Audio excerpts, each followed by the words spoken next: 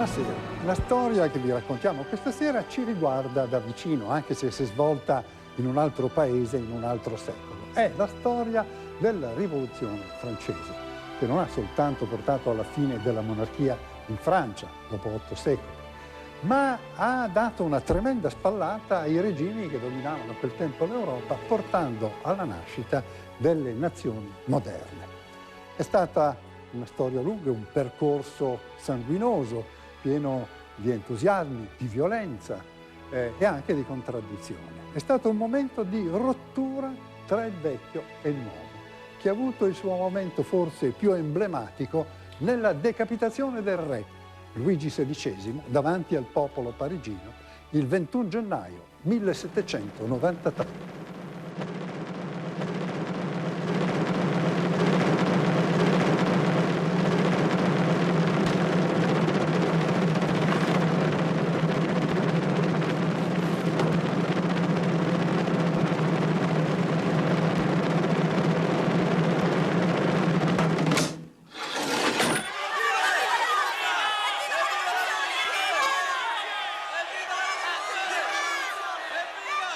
Con la decapitazione di Luigi XVI viene decapitata anche quella parte di Medioevo che sopravvive nelle istituzioni e nella vita del paese, con un rapporto tra potenti e sudditi di tipo ancora quasi feudale.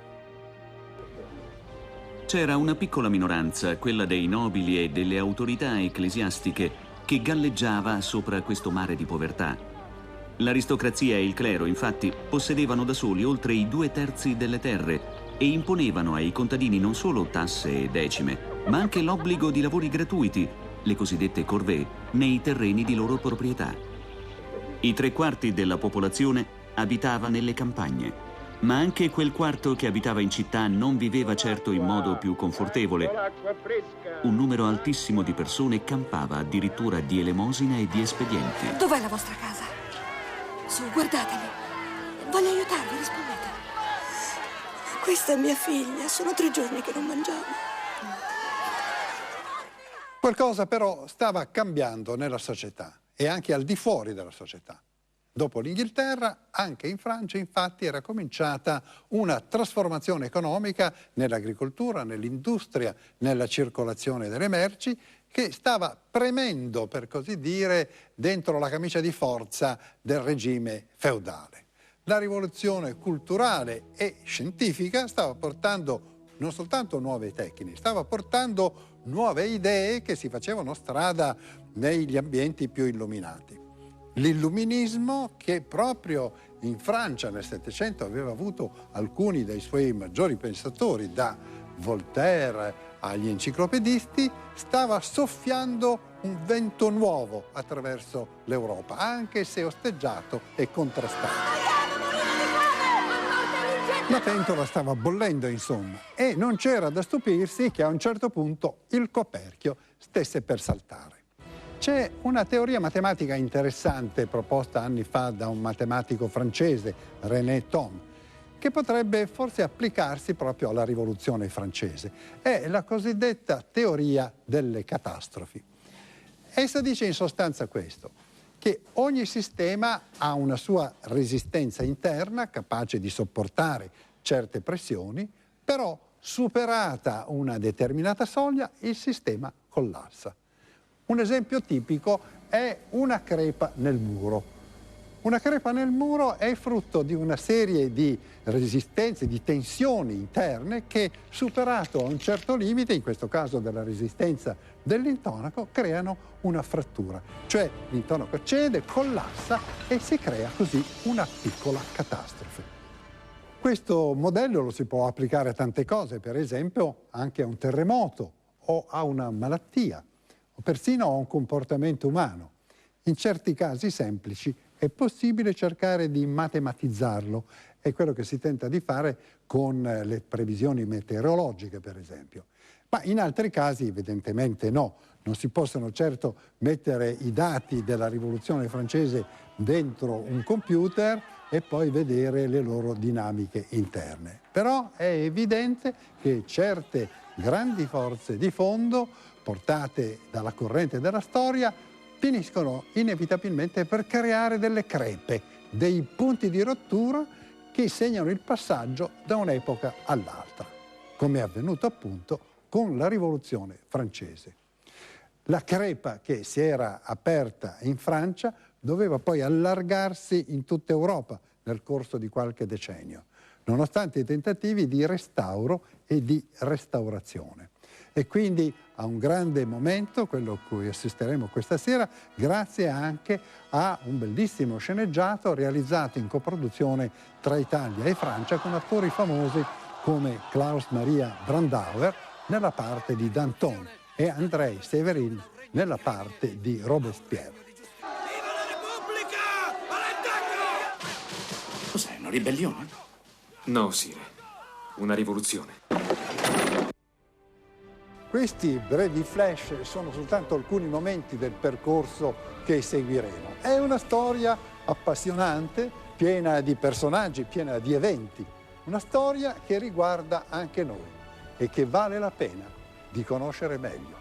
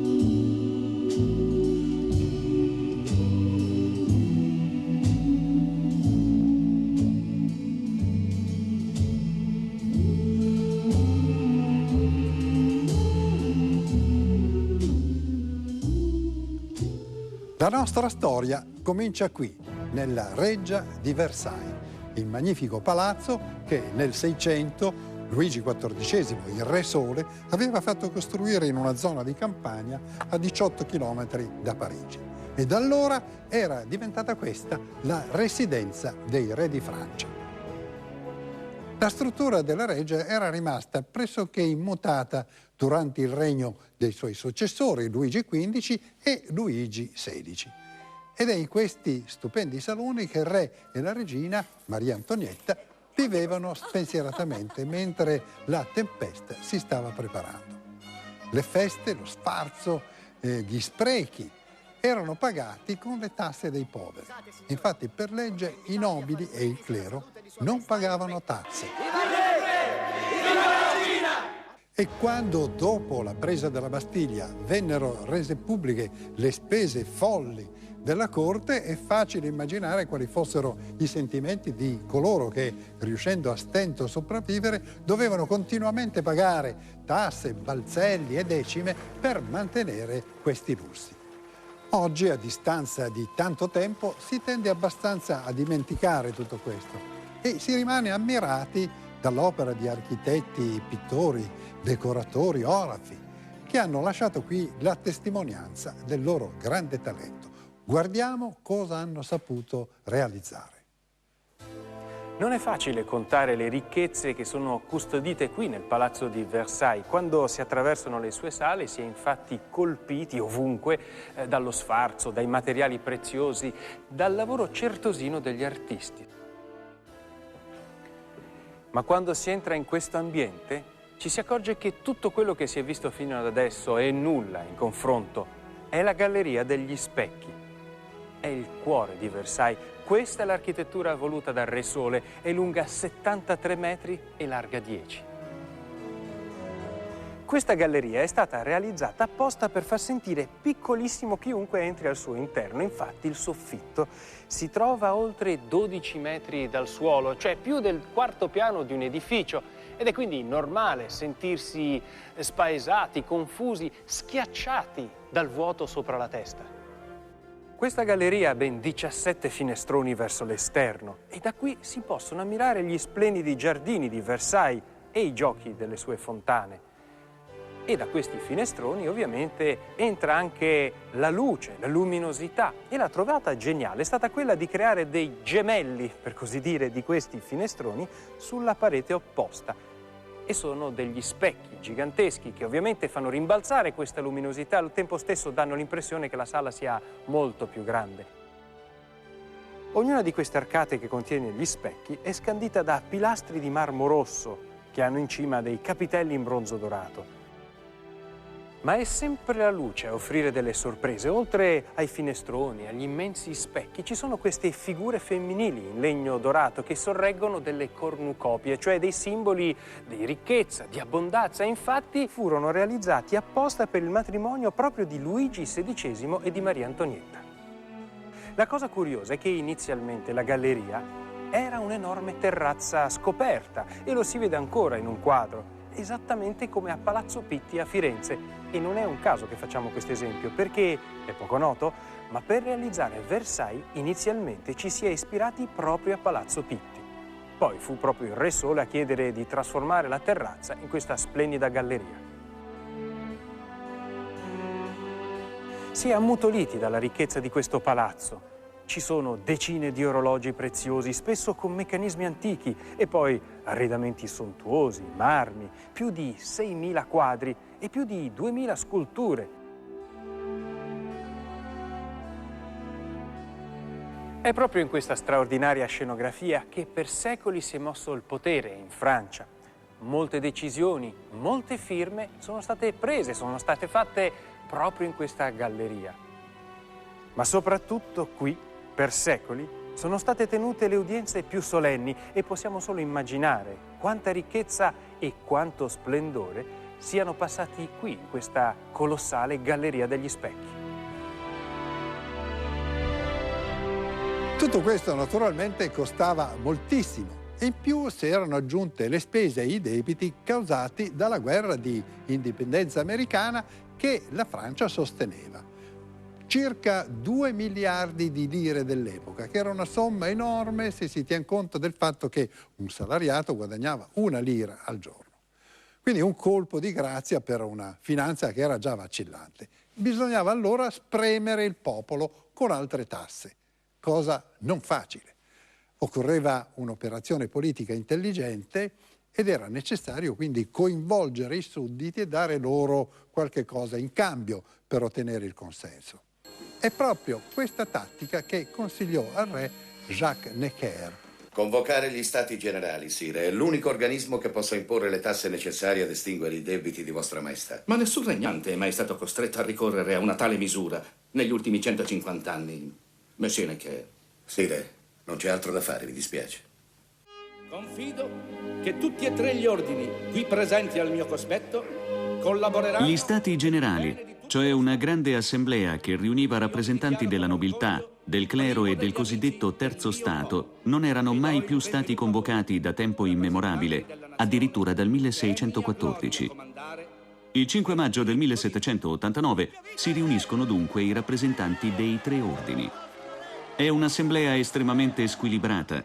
La Francia a quel tempo contava 28 milioni di abitanti, i nobili erano solo 370.000, i religiosi ancor meno 190.000. Gli altri 27 milioni e mezzo, contadini, borghesi, operai, artigiani, eccetera, costituivano il terzo Stato, ma la loro voce era soffocata dal sistema di votazione. Infatti, nell'assemblea si sarebbe dovuto votare per gruppi. E pur rappresentando la stragrande maggioranza dei cittadini, il terzo Stato sarebbe stato sempre in minoranza, con un solo voto di fronte ai 2 voti dei nobili e del clero. I rappresentanti del terzo Stato erano arrivati a Parigi per sostenere le proteste espresse da cittadini e comunità attraverso i cahiers de doléances, cioè l'elenco delle proteste e delle rivendicazioni. Sono stufo di dover provvedere alla cura delle strade senza ricevere nemmeno un soldo in cambio. Sì, ha ragione. Intendete dire che volete l'abolizione delle corvée reali?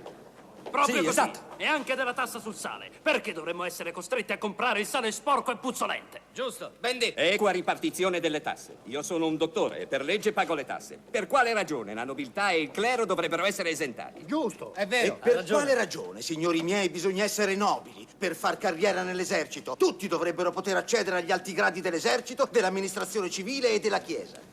Della Chiesa, dite? Sì, perché no? Cosa avete scritto, Monsieur Desmoulins? Niente più privilegi, niente più ingiustizie e uguaglianza per tutti quanti. Sì, molto bene. E libertà innanzitutto. Sì, libertà! Negli archivi francesi sono conservati circa 60.000 cahiers de doléances dell'epoca. Le proteste riguardavano un po' tutte. Naturalmente c'era il problema delle tasse, delle decime, delle corvée, ma anche il fatto che esisteva l'obbligo di usare i forni e i mulini del proprietario terriero, pagando alti prezzi. E persino il fatto che i nobili avevano diritto di compiere battute di caccia con cani e cavalli, magari devastando i raccolti di certi piccoli proprietari che si trovavano a volte sul lastrico e dovevano vendere i loro terreni per pochi soldi a degli strozzini. Mentre i contadini, se sorpresi a fare bracconaggio nelle terre dei nobili, rischiavano addirittura l'impiccagione. Di tutto questo e di molto altro si doveva discutere nell'Assemblea degli Stati Generali.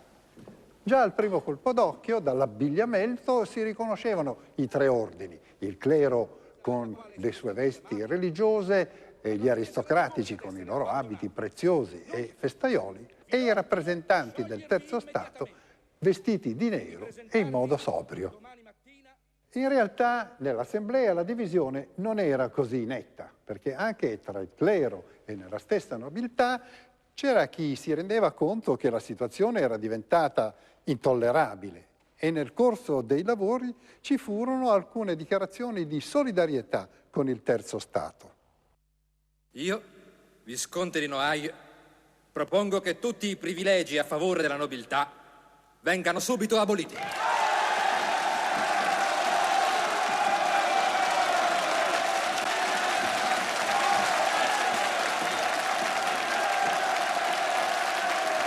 Io, conte di Beauharnais, propongo che da oggi in poi gli incarichi pubblici siano accessibili a tutti quanti, nobili e ai cittadini comuni.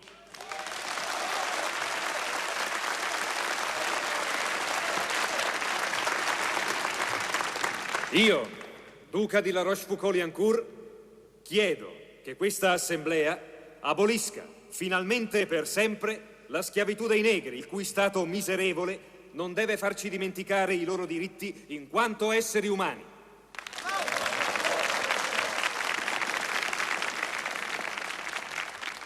Io, vescovo della città di Nancy, rinuncio a tutti i benefici e i privilegi che la Chiesa ingiustamente ha voluto arrogarsi per troppo lungo tempo. Mi rivolgo a voi della Bretagna. Rinunciate volontariamente ai vostri privilegi? Sì! Sì! E voi, dell'Artois? Sì! La Provenza? Sì! Alvernia? Sì! Si sono solo ubriacati di belle parole e buone intenzioni, ma domani mattina, passato l'effetto della sbornia, si rimangeranno tutto quello che hanno detto.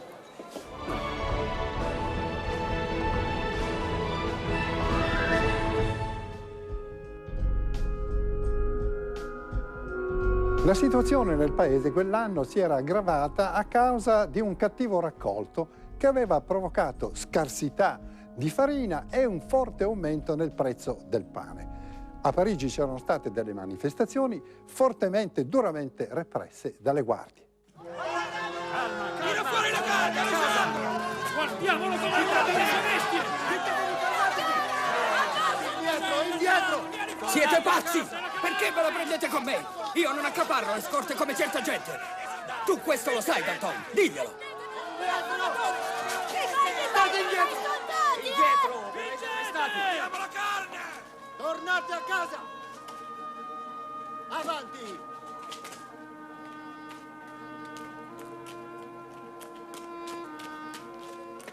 Per capire meglio l'importanza che aveva il pane a quell'epoca, bisogna ricordare che era l'alimento di base, era quello che permetteva di sopravvivere. Una scarsità nei raccolti e quindi un aumento del suo prezzo voleva dire scardinare il bilancio familiare e creare addirittura gravi problemi di nutrizione.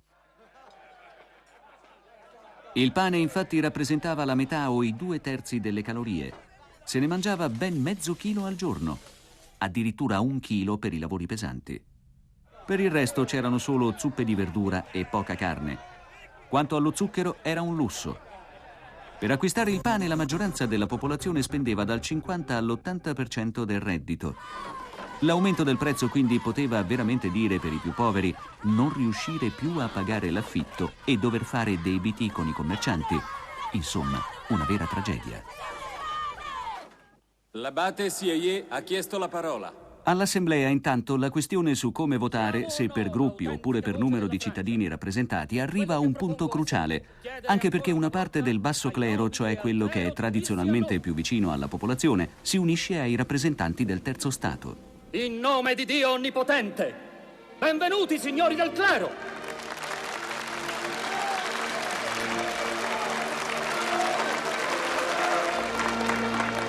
Il terzo Stato e la parte di clero che si è unita a loro pretendono di rappresentare il 96% della nazione e vorrebbero costituirsi in Assemblea nazionale, anche senza il consenso di Vostra Maestà. È esattamente come io avevo previsto, fratello. Al momento mi sembra, Monsieur Necker, che la cosa migliore che io possa fare sia di rivolgermi ai 3 ordini in sessione congiunta e di informarli che queste loro azioni sono illegali. Perdonatemi, Sire, ma io credo che questa contingenza richieda diplomazia più che una prova di forza. Potreste rischiare... Una prova di forza è la sola cosa che ci resta da fare, Monsieur Necker. Una prova di forza e di obbedienza e il pugno duro, se necessario. Aprite il cancello! Aprite! Il pugno duro, per Luigi XVI, vuol dire mostrare che chi comanda è il re. Ordina così alle guardie di tener fuori dall'Assemblea i rappresentanti del terzo Stato, visto che vogliono cambiare le regole della votazione. E così accade. Quella del re si rivela una mossa sbagliata perché, chiusi fuori dai cancelli, i deputati del terzo Stato, con Mirabeau in testa, compiono il primo atto di disobbedienza, cioè quello di riunirsi comunque in un altro luogo, nella sala della pallacorda, una grande sala destinata al gioco della pallacorda che era una specie di tennis. La partita è finita, signori. Questa volta il re ha esagerato. Non ci fermeranno con così poco.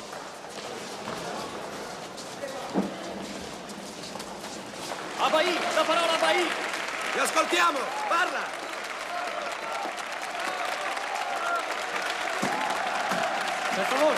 Per favore! Qui improvvisamente questi uomini ritrovano per la prima volta un forte spirito di gruppo e giurano di rimanere uniti fino a quando non sarà proclamata una nuova Costituzione attraverso un'Assemblea nazionale.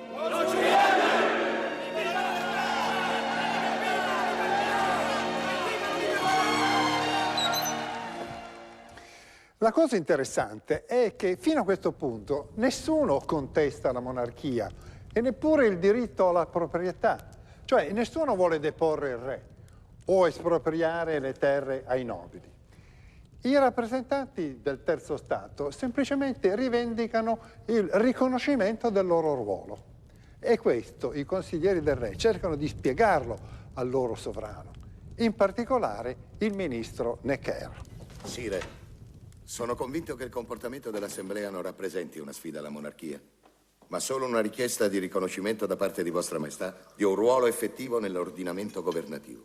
Chiedono di dividere il potere con il re. E questo è tradimento. Dovrebbero essere impiccati tutti quanti, come monito per gli altri.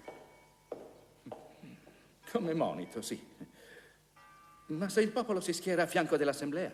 Fa intervenire le truppe. È mio dovere sconsigliarvelo, Sire. Non vi vogliamo! Via con le baionette!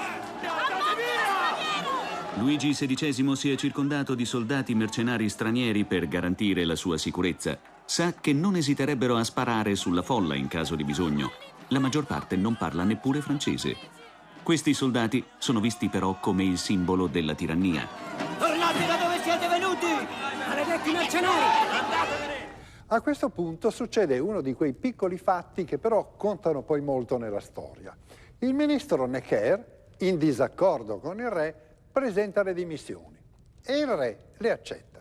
La notizia si sparge in un baleno e viene interpretata come il segnale d'inizio di una repressione violenta, come già ve n'erano state in passato. Gli animi si esasperano. Un giornalista, Camille Desmoulins, e un avvocato, Georges Danton, arringano la folla per mobilitarla. Stanotte i battaglioni degli svizzeri e dei germani si metteranno in marcia dal campo di Marte per venirci a tagliare la gola. Abbasso la corte! Viva Necker! Ci rimane soltanto una possibilità per salvare la nostra vita. Alle armi! Alle armi! Tutti i parigini, tutta la città deve correre alle armi! Possiamo procurarci le armi. Fucili e cartucce alle Invalides. La polvere invece alla Bastiglia! E così il 14 luglio del 1789 una folla che man mano si ingrossa si dirige verso la Bastiglia, un'antica fortezza medievale simbolo dell'oppressione. In realtà in quel momento alla Bastiglia c'erano soltanto 7 prigionieri, 4 falsari, un omicida e un irlandese pazzo che diceva di essere Giulio Cesare. Non solo, ma era già stata decisa la demolizione di questa fortezza, addirittura già da 5 anni.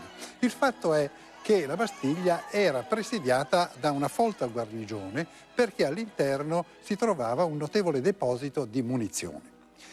Allora qui si svolge una lunga trattativa tra i manifestanti e il comandante della fortezza. Dovete arrendervi e consegnare la fortezza, governatore. E in un primo momento sembra che si giunga a un accordo per evitare spargimento di sangue. E i rappresentanti della folla vengono persino invitati a pranzo per negoziare. Ma a un certo punto le cose precipitano, perché una parte della folla riesce a entrare nel cortile interno e i soldati sparano. Ma quel giorno accade anche un'altra cosa molto importante, perché per la prima volta delle guardie si uniscono ai manifestanti. Viva la nazione! Viva la nazione! Viva la Francia! Viva la nazione!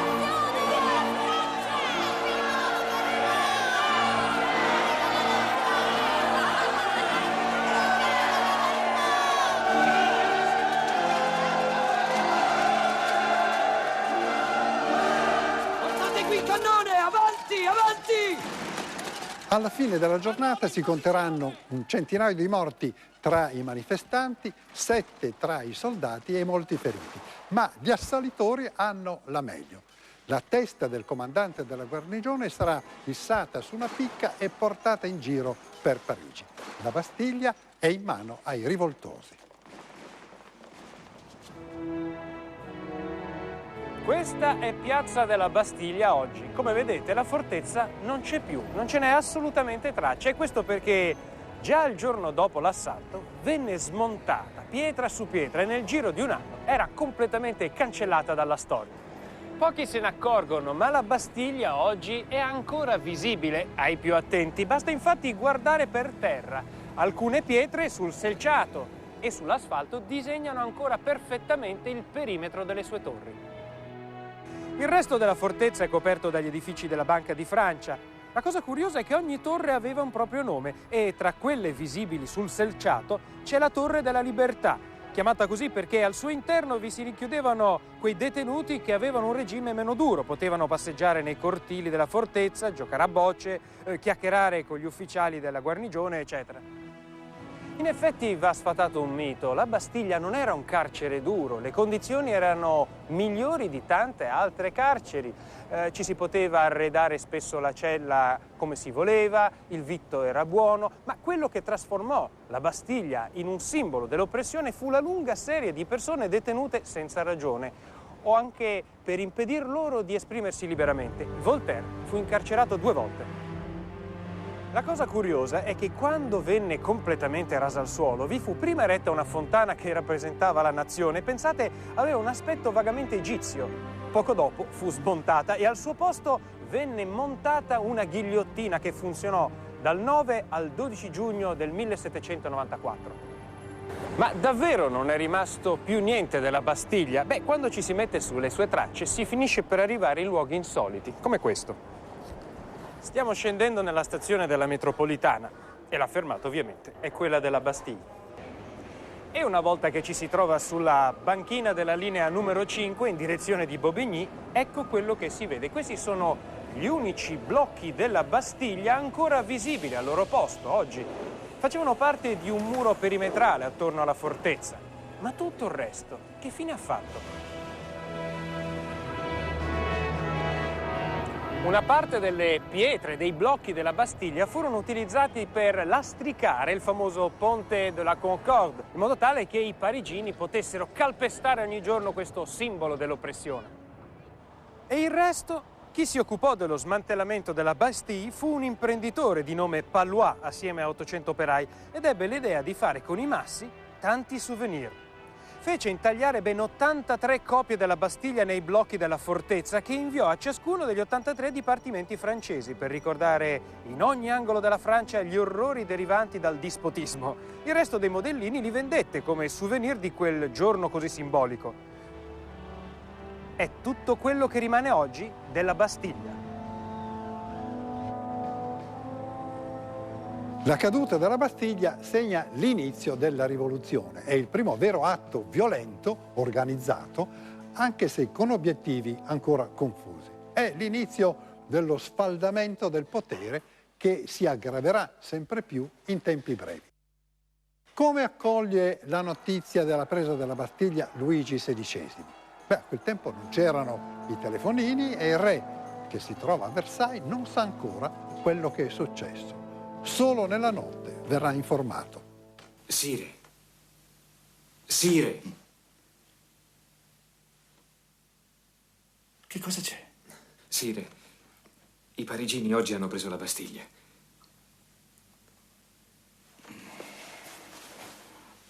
Hanno preso la Bastiglia? A che scopo? Cos'è, una ribellione? No, Sire. Una rivoluzione. Ma chi era questo re che dopo generazioni e generazioni di monarchia indiscussa si è trovato improvvisamente di fronte a un crollo di un mondo che sembrava dover durare in eterno? Beh, Luigi XVI era l'erede di due famosi re di Francia. Suo nonno era Luigi XV, che aveva regnato per quasi 60 anni. E il nonno del bisnonno era Luigi XIV, che aveva costruito la grande reggia di Versailles.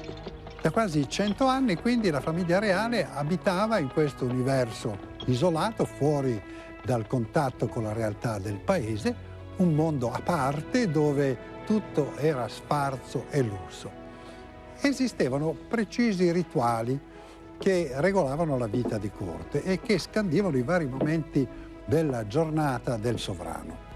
Si cominciava con una curiosa cerimonia, le lever du roi, cioè il risveglio e l'alzata del re. Un addetto si affacciava alla sua camera da letto e sussurrava: «Sire, è l'ora». Un gruppo di nobili e di cortigiani assisteva alle varie fasi successive, il re si alzava, si lavava, per la verità poco, veniva sbarbato e incremato. L'ultimo tocco era la parrucca. Le parrucche fatte di capelli veri avevano bisogno di una continua manutenzione contro gli insetti e i cattivi odori. Si spalmavano sopra dei balsami profumati sui quali poi si spargeva della cipria o anche semplicemente della farina per coloro che avevano meno mezzi. La moda della parrucca fu introdotta da Luigi XIV, che pare avesse pochi capelli e dei brufoli sulla testa.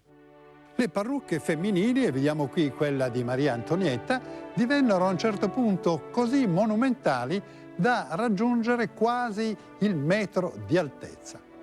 La presenza di parassiti era qualcosa che faceva parte del paesaggio dell'epoca, al punto che già ai bambini veniva insegnato come gestirli. L'etichetta però richiedeva loro di non schiacciarli a tavola durante i pranzi.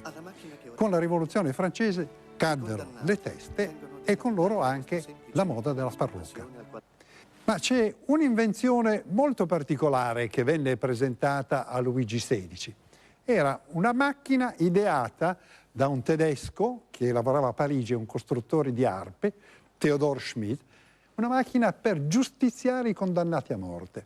Fu un medico a presentarla a Luigi XVI, il dottor Guillotin, e da lui prese il nome appunto di ghigliottina. Ho sempre giudicato l'impiccagione una procedura incresciosamente incivile. Pertanto ho iniziato a lavorare insieme a un mio illustre collega, il dottor Louis, alla macchina che ora potete vedere. I condannati vengono decapitati da questo semplice meccanismo. Non si avverte praticamente niente, sire. Solo una leggera sensazione di freddo dietro al collo, un atto di compassione al quale tutti gli uomini dovrebbero avere diritto. Sono certo che Vostra Maestà è d'accordo. È indolore, rapida ed efficiente. Ah. Sono impressionato, Monsieur Guillotin. Ma forse avrei un piccolo suggerimento da offrirvi per quel poco di esperienza che ho in materia di meccanica. Sarei onorato di conoscere l'opinione di Vostra Maestà. Il problema è qui, credo. La lama taglierebbe meglio se fosse dritta anziché curva. E angolata. Come una sega. La regina Maria Antonietta era una donna assai diversa, molto più energica e con una forte personalità. Era la figlia dell'imperatrice Maria Teresa d'Austria. Come spesso avveniva a quel tempo, le case regnanti incrociavano i loro rampolli. Quando si sposò, Maria Antonietta aveva soltanto 15 anni e Luigi XVI 16 anni. Non aveva saputo farsi amare dai francesi, che la chiamavano l'austriaca. Esiste un interessante carteggio tra lei e la madre, Maria Teresa d'Austria.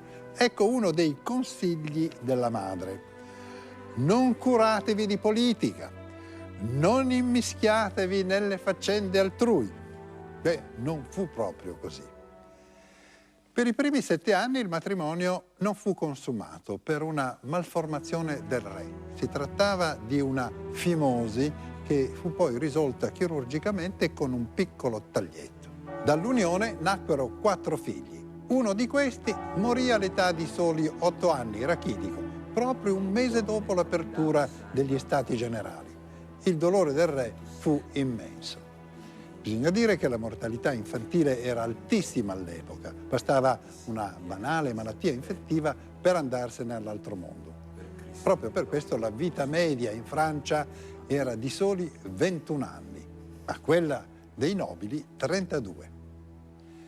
A Versailles Maria Antonietta si era creata un suo piccolo mondo. In fondo al parco aveva fatto costruire un minuscolo villaggio con tanto di animali, dove con amiche e con cortigiani giocava alla vita campestre. Ho una magnifica sorpresa per te. Chissà che sorpresa sarà. Date pure a me. Ecco tesoro, è tuo. Sono passati più di 200 anni, ma quest'angolo così curioso dei giardini di Versailles esiste ancora ed è molto visitato. È davvero un piccolo villaggio costruito ai bordi di un laghetto e le case ricordano molto quelle dei contadini che si vedono nei quadri dell'epoca, anzi l'impressione che si ha è proprio quella di entrare all'interno di uno di questi quadri. Tutto quello che vedete è stato realizzato dall'architetto Richard Mick, era il 1783 e come stile si ispirò alle fattorie della Normandia con quel loro tipico tetto. E sul lato più bello del laghetto sorgeva la cosiddetta Maison de la Reine, cioè la casa della regina. È davvero suggestiva. Questa casa era dotata di un lungo porticato e aveva degli splendidi ambienti interni, tra i quali spiccava un gabinetto cinese, una sala di biliardo e tante altre cose che oggi non si possono vedere in quanto tutto è pesantemente deteriorato. La nostra immaginazione corre a quegli anni, quando la regina, le sue invitate e le cortigiane salivano su queste scale e scherzavano in questi ambienti. Tra queste scenografie di vita agreste, la regina si divertiva a fare la contadina, a gustare gli aspetti della vita dei pastori, naturalmente gli aspetti più gradevoli. Bisogna dire che tutto questo villaggio non era frutto di un capriccio della regina, ma era qualcosa di molto diffuso nei giardini dell'aristocrazia europea. Sposava bene un ideale molto in voga allora, quello della riscoperta della natura. Un'idea, tra l'altro, cara al filosofo Rousseau, solo che qui acquisiva dimensioni davvero spettacolari. Questa era una piccola azienda agricola. C'erano capre, mucche, galline. Proprio qui dove c'è questa strana torre c'era il luogo dove si gustavano i prodotti della natura, cioè latte fresco, formaggi, burro, uova, eccetera. Qui si mangiava, qui si scherzava, qui si facevano pettegolezzi. Fra tutti gli ambienti della corte, forse proprio questo era quello più distaccato dalla realtà, da quello che stava in quegli anni e soprattutto in quel momento accadendo fuori, tra la gente, a Parigi. A Parigi, intanto, dopo la presa della Bastiglia, si respira un'aria completamente nuova e gli eventi si susseguono. L'Assemblea nazionale, che ormai è dominata dal Terzo Stato, proclama la libertà di culto e la libertà di stampa. E improvvisamente i giornali si moltiplicano a valanga. Da un solo giornale, Le Journal de Paris, si passa a ben 23 tra quotidiani e settimanali. Ci sono anche giornali molto piccoli di queste dimensioni. Questo è un esemplare originale dell'epoca. Vedete che sono soltanto 4 fogli. Ma in questo modo le idee circolano, è come una liberazione, i dibattiti crescono. Danton, segui il mio consiglio. Fatti eleggere deputato a Parigi, ma subito. Altrimenti sarà troppo tardi. Guarda che roba si scrive adesso. Fioriscono dei caffè in cui si fa politica. E uno di questi caffè esiste ancora oggi a Parigi. È il caffè Procop. Malgrado siano passati più di 2 secoli, ha conservato il carattere che aveva a quel tempo, mantenendo anche certi arredi originali e cimeli. Qui si riunivano molti dei rivoluzionari, Danton, Marat, Hébert, Desmoulins. Era come un club sempre aperto in cui ci si incontrava e si elaboravano idee e progetti. Molti intellettuali abitavano nelle vicinanze perché questo era, ed è ancora oggi, il quartiere universitario di Parigi.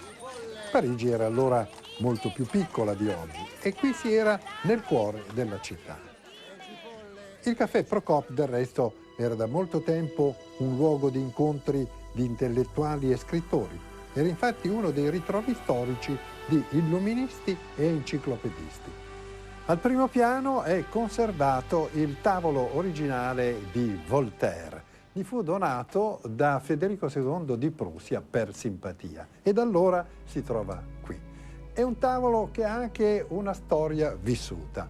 Le fratture nel marmo, narrano le cronache, furono provocate da uno dei rivoluzionari più accesi, Hébert, che, salito sul tavolo per un discorso, nella foga lo ruppe con un colpo di tacco e da allora è rimasto così. Alle pareti del Procop si trovano anche antiche copie di lettere storiche. Per esempio una lettera di Luigi XVI in cui chiede il rinvio di 3 giorni della sua decapitazione per potersi preparare spiritualmente. Poi un biglietto straziante di Maria Antonietta e l'ultimo scritto di Robespierre, macchiato di sangue.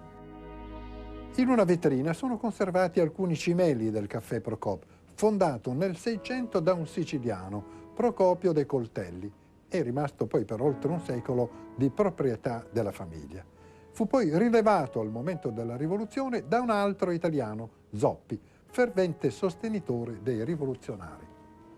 Qui nella mansarda ci sono altri cimeli storici. Intanto il tavolo di Jean-Jacques Rousseau, quello sul quale cenava quando veniva qui al caffè Procop.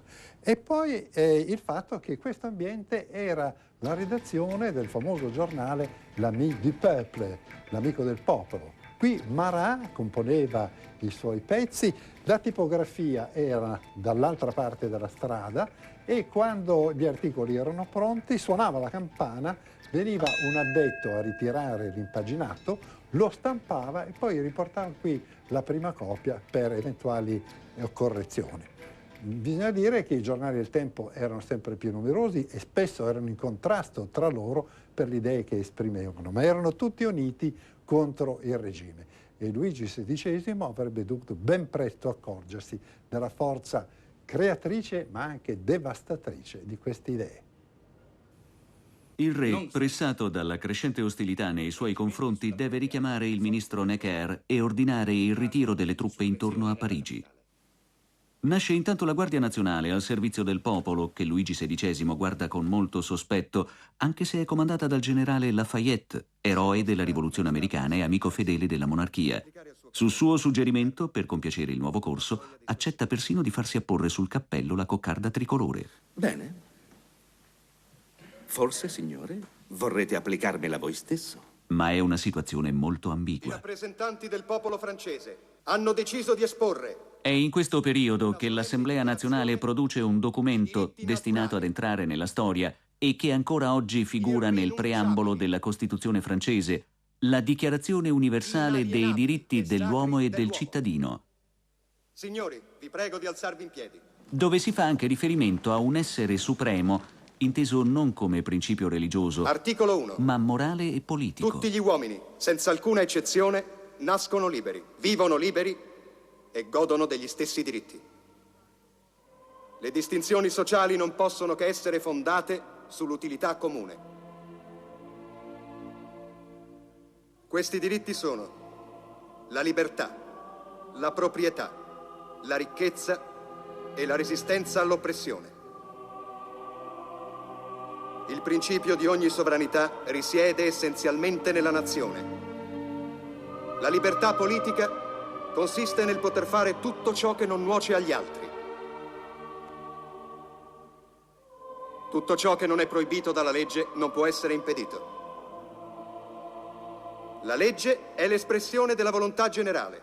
Essendo i cittadini uguali innanzi ad essa, sono ugualmente ammissibili a tutte le dignità, uffici ed impieghi pubblici.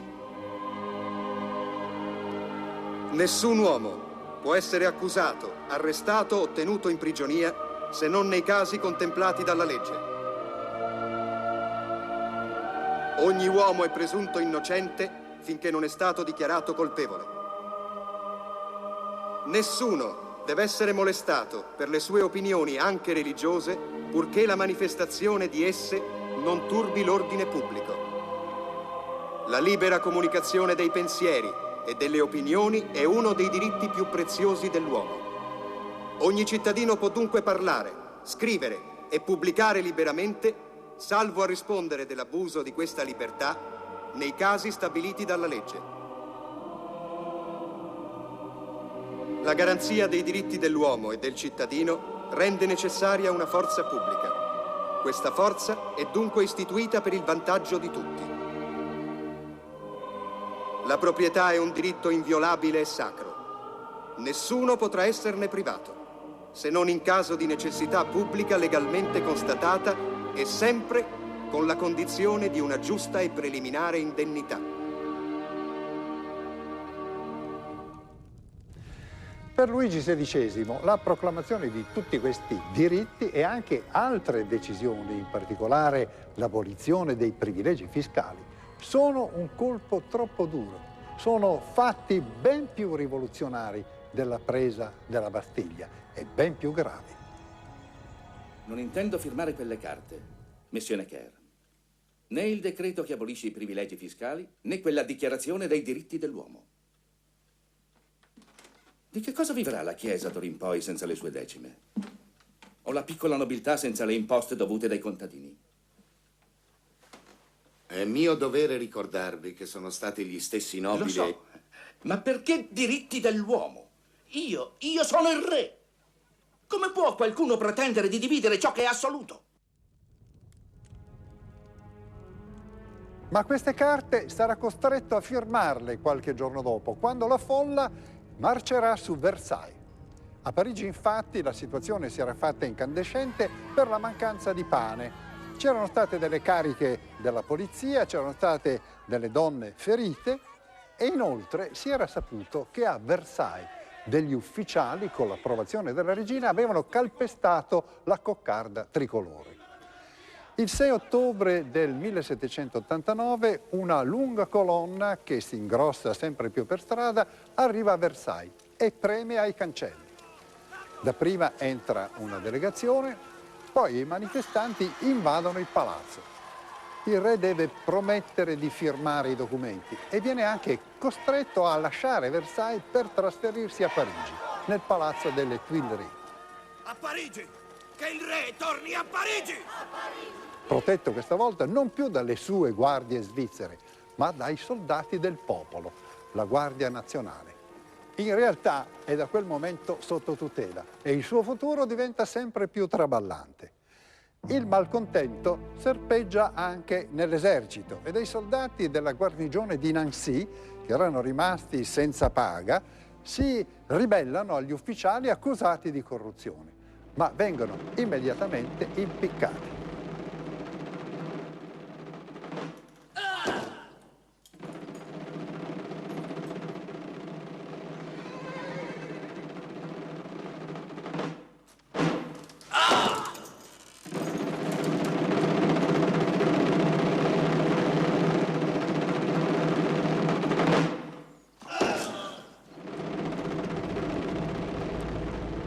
La situazione finanziaria peggiora. La rivoluzione deve trovare i soldi per pagare gli stipendi.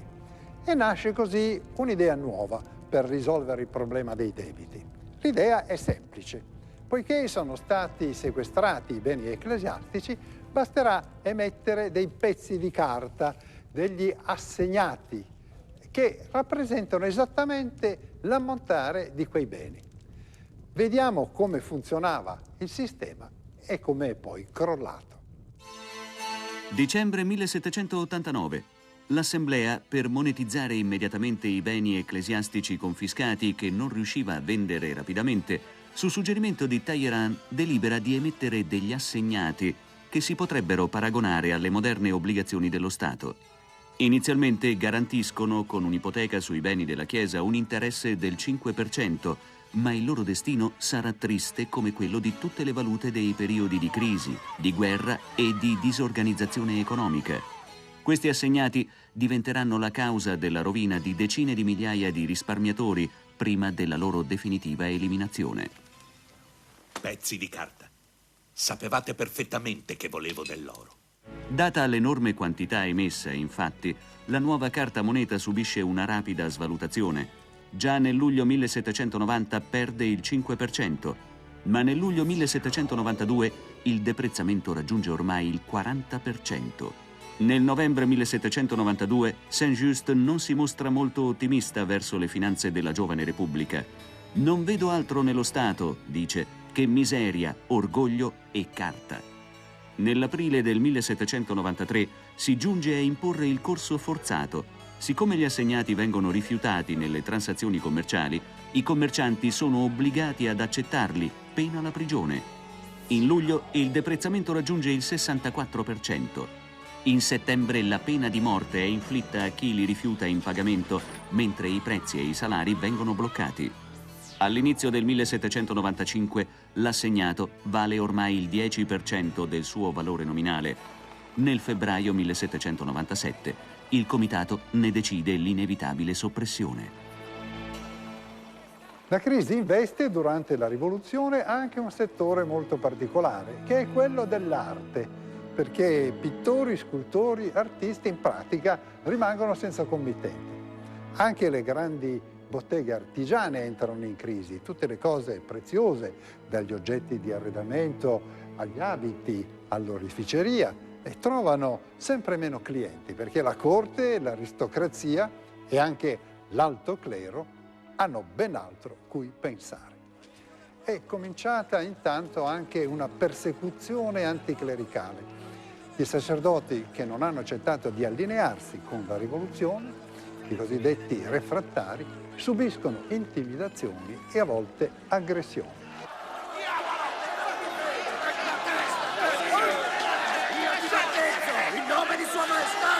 L'Assemblea nazionale vara nel 1791 il testo di una nuova Costituzione che toglie anche formalmente al re quel potere che nei fatti già aveva perso, lasciandogli però il diritto di veto sulle leggi.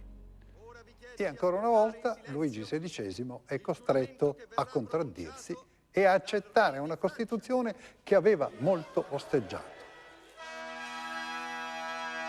Io, re di Francia, giuro di servirmi del potere affidatomi in base alla legge, per mantenere la Costituzione, deliberata dall'Assemblea nazionale e da me spontaneamente accettata.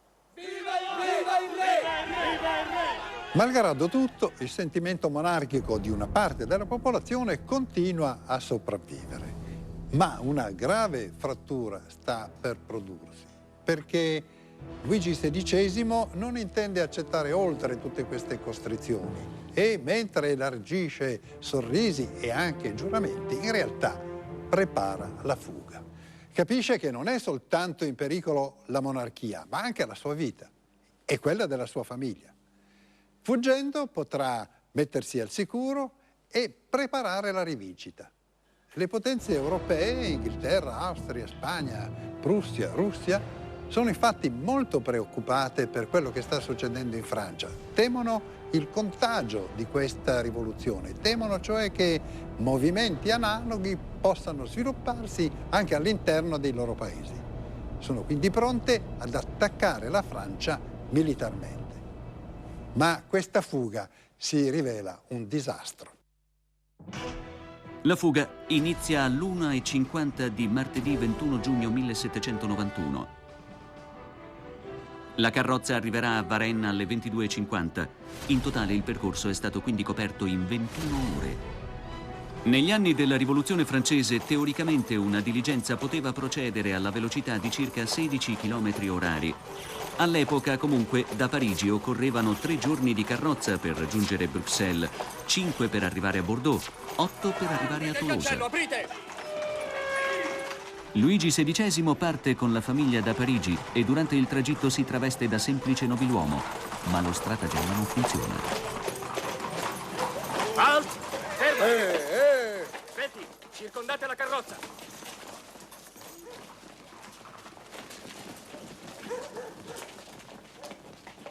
Dove state andando? A Francoforte. Questa non è la strada. Mi chiamo Sos, sono il procuratore del sindaco di Varennes. I vostri passaporti, prego.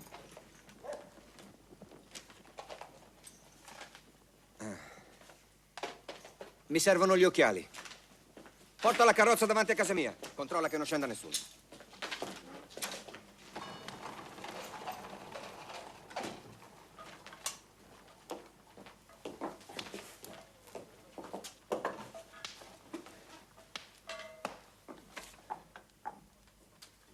Mi dispiace, cittadino, ma questo passaporto è perfettamente regolare.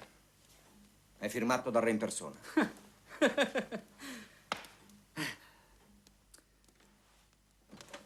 Messier Sos, rischiate di essere processato per tradimento se li lasciate passare. Guarda, li hanno presi. Che facciamo? Non possiamo far niente.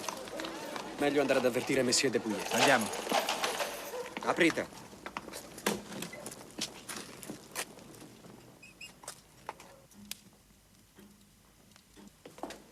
Perdonatemi, sono un semplice droghiere, ma la mia casa è pulita. Accomodatevi, baronessa. Entrate.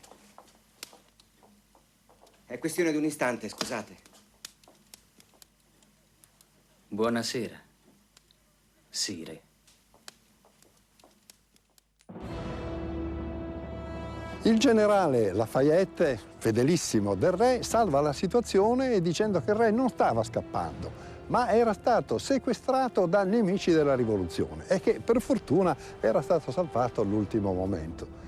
Naturalmente nessuno crede a questa invenzione, ma per molti è un'utile bugia per evitare di processare il re, di fare un salto nel buio della Repubblica e anche per evitare di dare alle grandi potenze un buon motivo per intervenire. Va detto comunque che sin dall'inizio alcuni accesi rivoluzionari, come lo stesso Robespierre, avevano pensato a una specie di monarchia repubblicana. Ma ormai ci si è spinti troppo in là e all'Assemblea nazionale prevale la linea dura. Non abbiamo nulla da temere dalla guerra, perché soltanto la guerra può liberare la Francia dal dispotismo che ancora oggi la tiene sotto il suo giogo.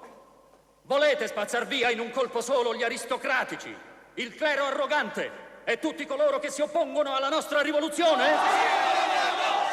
E allora sbaragliamo l'esercito di emigrati che proprio mentre parliamo si sta riunendo a Koblenz.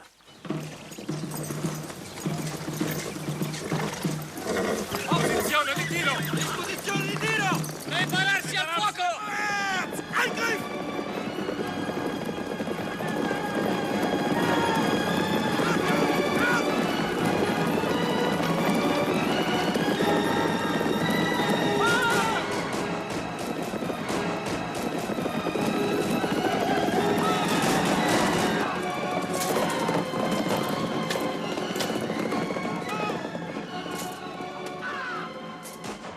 Professor Villari, buonasera. Buonasera. Lei è un profondo studioso della Rivoluzione francese. Tra la fuga di Varennes, che abbiamo visto prima, e l'entrata in guerra della Francia, c'è uno snodo importante.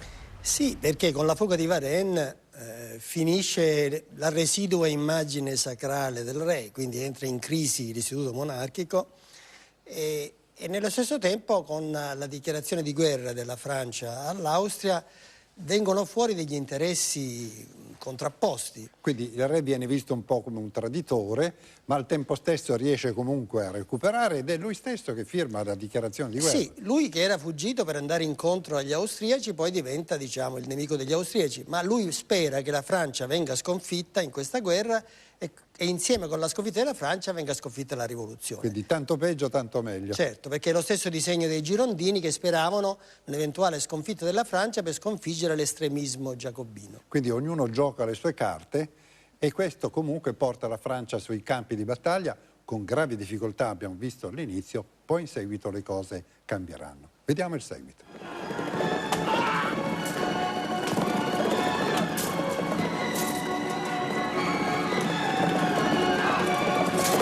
E così la Francia rivoluzionaria reagisce alla sfida delle potenze europee direttamente sui campi di battaglia.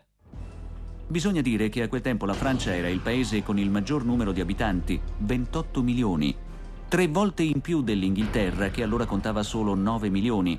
Anche la Germania era meno popolosa, con 23 milioni di abitanti. L'Italia era il terzo paese europeo per abitanti, 17 milioni e 800 mila. Divisi però in molti regni e granducati. Nella coalizione contro la Francia era entrato il Regno di Sardegna, che comprendeva Piemonte, Sardegna, Savoia, Nizza e Valle d'Aosta, con soli 3 milioni e 200 mila abitanti. La Francia rivoluzionaria poteva quindi contare su un gran numero di soldati, ma si era aperto anche un pericoloso fronte interno. La Vandea, infatti, si era schierata contro la rivoluzione. Ho sentito che avete gli stessi problemi in molte parti della Francia. Bretagna e Vandea non mi sembra che abbiano preso a cuore la vostra rivoluzione molto più dei belgi. Era una regione molto cattolica che comprendeva parti degli attuali dipartimenti di Maine-et-Loire, Loire-Atlantique, Vendée e Deux-Sèvres. Qui gli aristocratici e gli ecclesiastici avversari al nuovo regime avevano mobilitato una fortissima resistenza, organizzando a un certo punto un vero esercito che rappresentava una minaccia per il governo di Parigi. La lotta nel corso degli anni fu durissima, con scontri e massacri. Alla fine, nella sola Vandea, i morti furono oltre 120.000. A questo punto la Francia, che deve lottare sul fronte interno ma anche su quello esterno, ha bisogno di uomini, quindi chiama a raccolta i volontari, ma non bastano, deve ricorrere alla coscrizione. Tutti gli uomini tra i 18 e i 40 anni, celibi, si trovano quindi nella situazione di essere arruolati. Ma chi parte? Si fa un sorteggio. Chi ha la sfortuna di estrarre il biglietto nero deve partire. Un paese in guerra però ha bisogno non solo di soldati e di armi, ma anche di munizioni e quindi di molta polvere da sparo. Dove trovarla? Qualcuno ha un'idea originale. I francesi vengono invitati a raccogliere il salnitro che cresce sulle pareti umide delle cantine e trasformarlo in polvere da sparo. Come?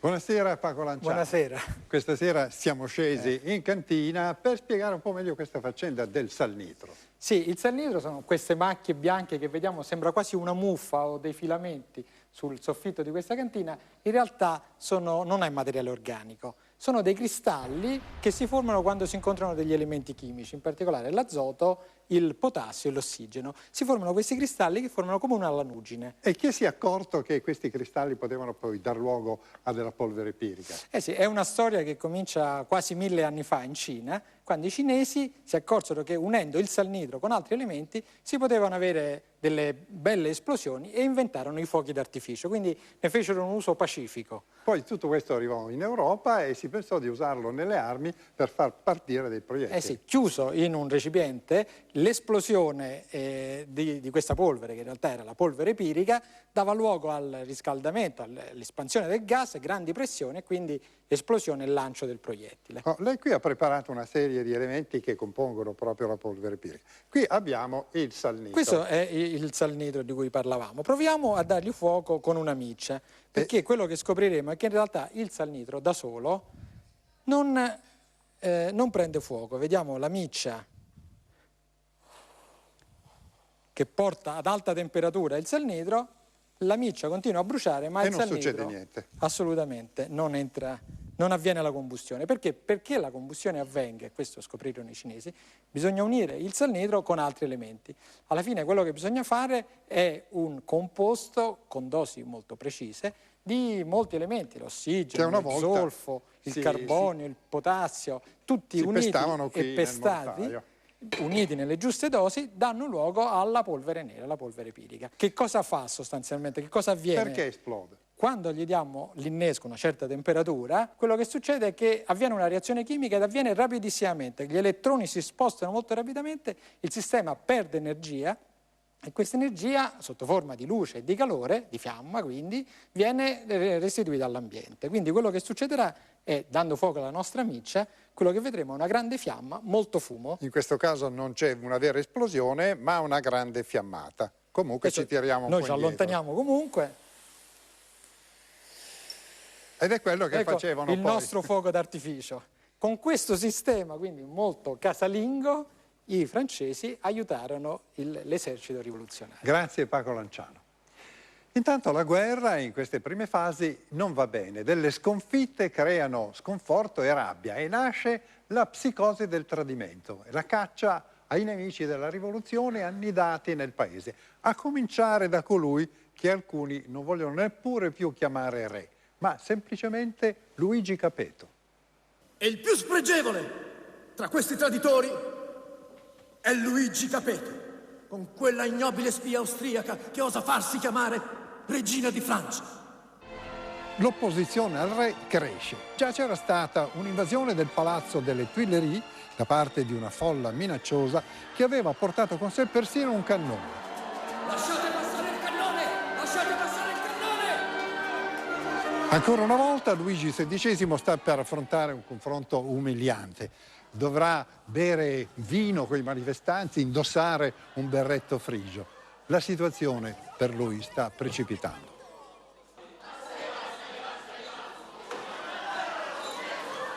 Se davvero siete al nostro fianco, mettetevi questo berretto. Sì! Volentieri. Guardatelo!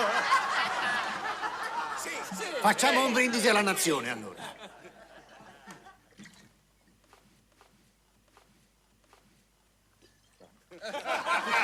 Un vino eccellente. Un colpo di mano sta per avvenire l'Assemblea nazionale. Presidente, questo consiglio è sciolto. Protesto per questa intrusione. La protezione di cui aveva beneficiato dopo la sua fuga sta per finire. Un gruppo capeggiato da Danton prende con la forza il potere e toglie di mezzo coloro che avevano acconsentito a salvarlo. Ormai si è alla resa dei conti.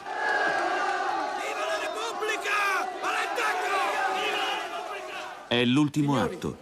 Luigi XVI, rifugiato all'Assemblea nazionale, Signori, non eviterà però di essere sono venuto qui processato per e evitare un grande condannato. L'intera famiglia reale viene condotta in una piccola stanza e tenuta sotto sorveglianza. Sul fronte intanto le cose vanno meglio. I soldati francesi ottengono una prima grande vittoria a Valmy il 20 settembre del 1792 ed è una vittoria che rincuora gli animi e che tira sul morale a una truppa che ha una vita molto grava. Lunghe marce nel fango, poco da mangiare, scarpe divise spesso a pezzi e duri combattimenti.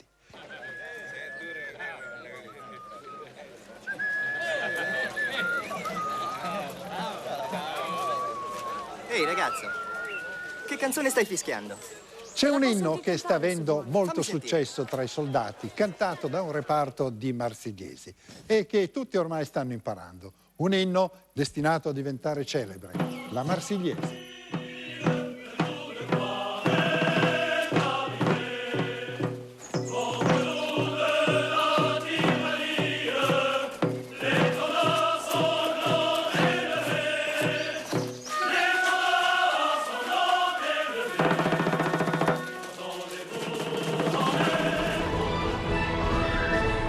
A Parigi il grande fermento di libertà che pervade la rivoluzione porta a una serie di nuove leggi che modificano profondamente la società. Educazione uguale per tutti, laicizzazione dello Stato e uguaglianza delle religioni. Cambia il diritto di famiglia in senso libertario, viene istituito il divorzio, viene abolita la schiavitù nelle colonie e nasce una grande istituzione universitaria, il Politecnico. La monarchia è ufficialmente abrogata e viene proclamata la Repubblica, lo stesso giorno della vittoria di Valmy. È il momento della svolta. Comincia un periodo turbolento di violenze.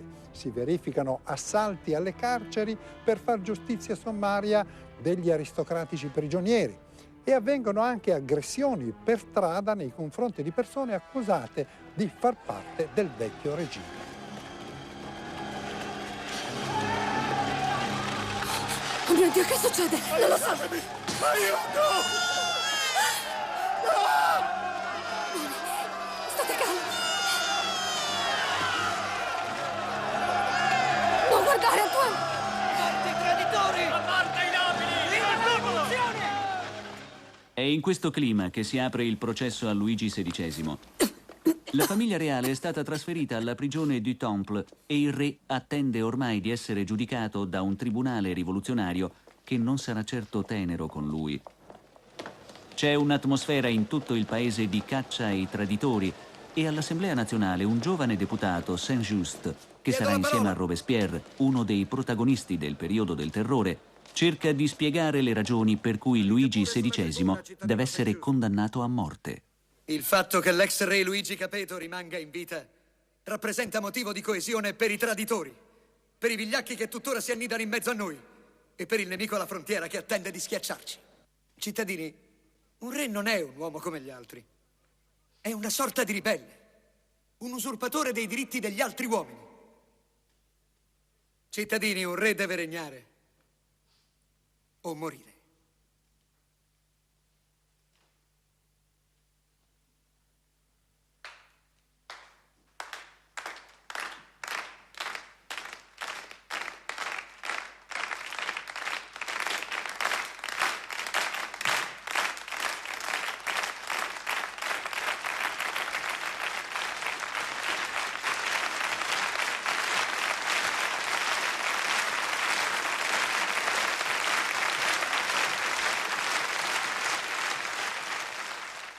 Al processo Luigi XVI si difende bene, con coraggio. Cerca di ribattere tutte le accuse, dicendo tra l'altro che aveva diritto a opporsi a certe decisioni, perché glielo consentiva la Costituzione, che prevedeva un diritto di veto.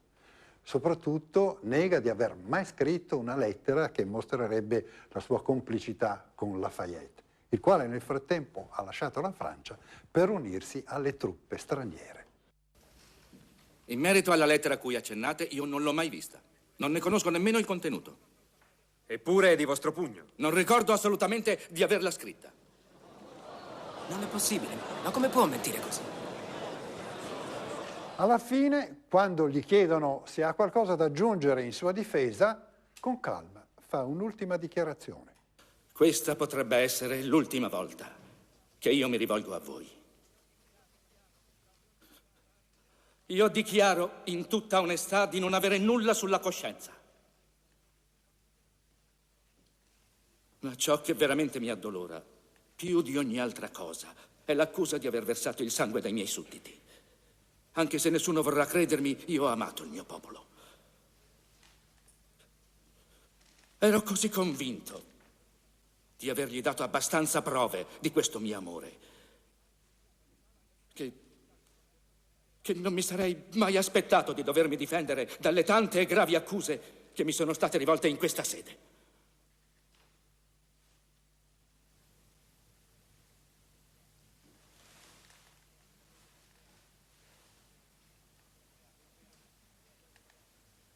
Non c'è altro, signori. Scommetto che lo assolverà. Non ha speranze, hanno già deciso di condannarci. Me l'ha detto È una volta. inutile che ci illudiamo, è troppo furbo per noi. Non lo condanneranno mai.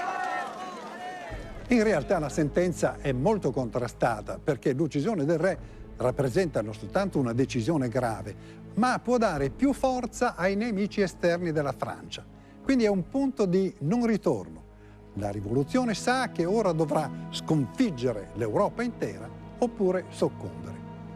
Il 18 gennaio del 1793, dopo un processo durato 2 mesi, l'Assemblea vota per la sorte del re. Su 721 votanti, 361 sono favorevoli alla pena di morte e ben 360 sono contrari o astenuti. Quindi per un solo voto Luigi XVI viene condannato alla ghigliottina.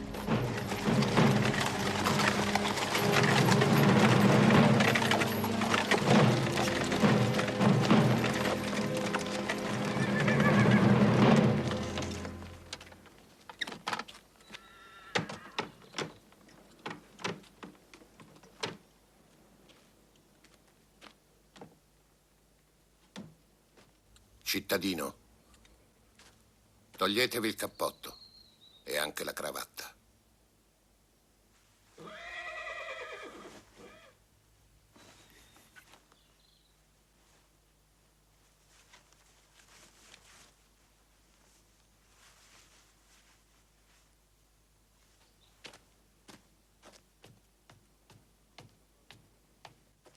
Luigi XVI arriva sul luogo dell'esecuzione in carrozza e non sulla carretta dei condannati. Questo è l'unico privilegio che gli viene concesso per evitargli l'umiliazione della folla, ma anche per ragioni di sicurezza. Per il resto, però, la procedura è la stessa, anche per lui.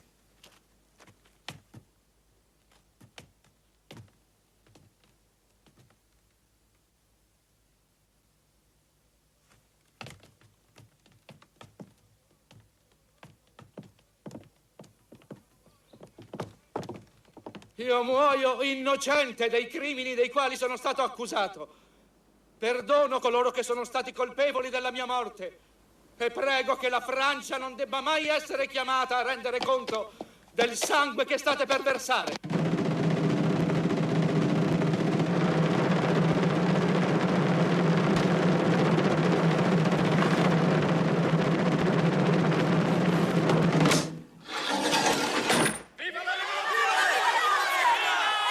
La spaccatura avvenuta in assemblea sulla votazione per la morte del re aveva messo bene in evidenza le divisioni che stavano nascendo tra i deputati.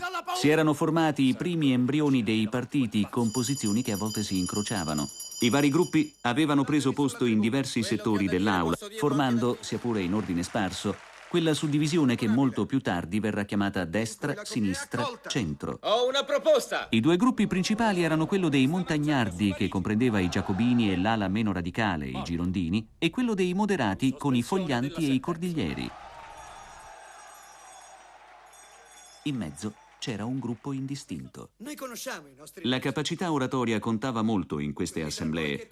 Era importante non solo esprimere idee, ma anche toccare i sentimenti, suscitare emozioni, e trascinare l'applauso. Due di questi grandi oratori erano proprio due dei protagonisti della rivoluzione, Danton e Robespierre. La virtù, senza la quale il terrore è deleterio.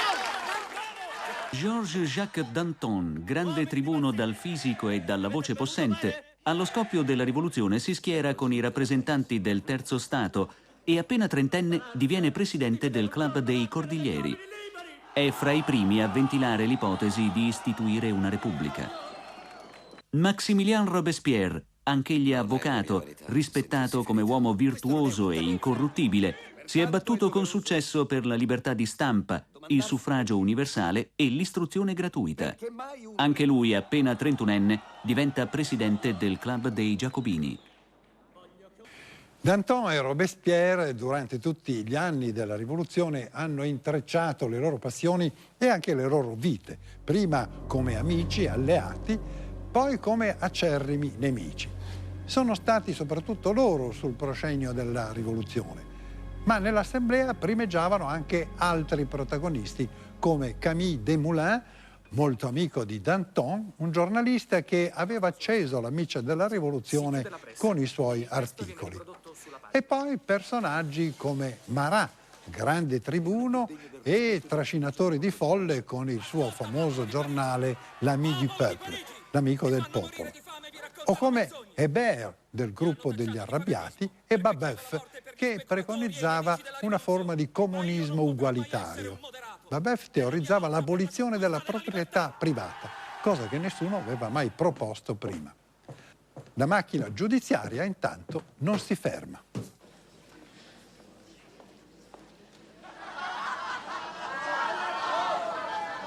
Silenzio!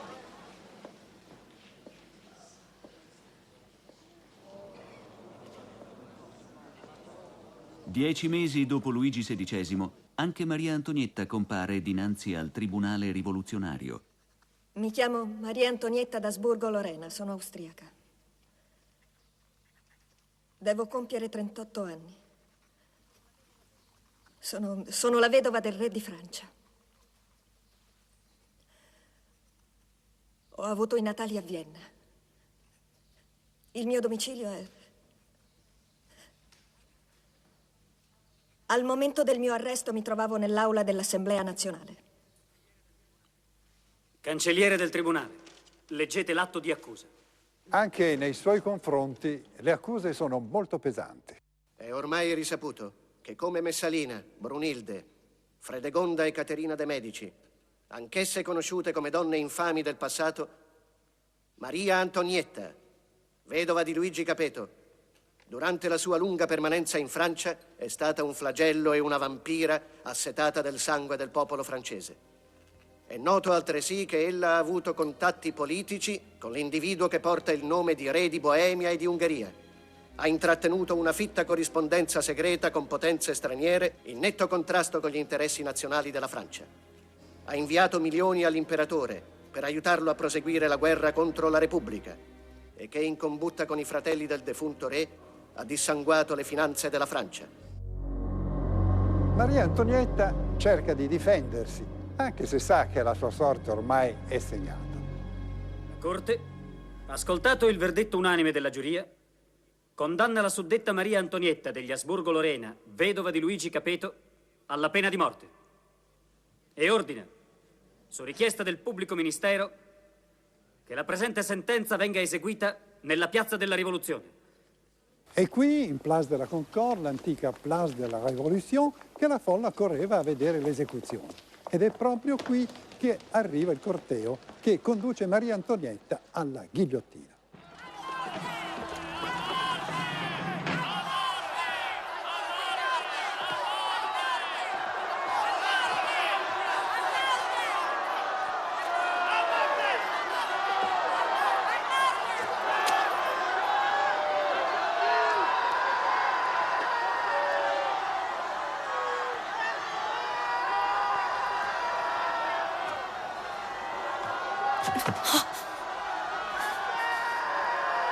Vi prego di scusarmi. Madame.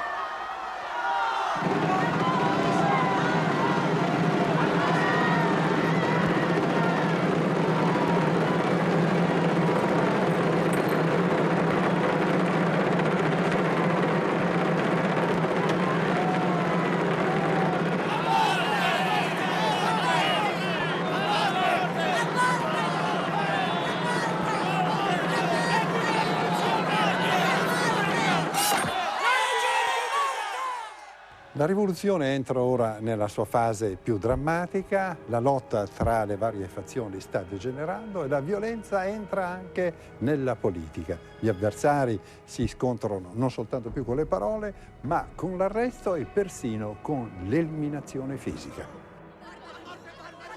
Le prime vittime sono 22 deputati girondini che rappresentano l'ala moderata dell'Assemblea. Sotto la pressione della folla, che penetra anche nel palazzo, vengono accusati di tradimento e arrestati. Alcuni fuggono, uno si suicida ed è la fine del partito della borghesia colta che si ispirava alla rivoluzione americana. Danton e Robespierre sono alleati in questa operazione, ma anche loro finiranno per essere travolti dalla stessa spirale che li porterà a combattersi e a finire, prima l'uno poi l'altro, sul patibolo. Il clima di paura che si è creato e le continue esecuzioni sono all'origine di uno degli episodi più celebri della Rivoluzione francese. Una giovane donna, Charlotte Corday, vede in Marat uno dei simboli di questa vittoria del male. Armata di coltello, si reca a casa sua. È la famosa scena dell'accoltellamento nella vasca da bagno. Charlotte Corday si finge una seguace di Marat dicendo che ha informazioni importanti da dargli e lo pugnala al petto.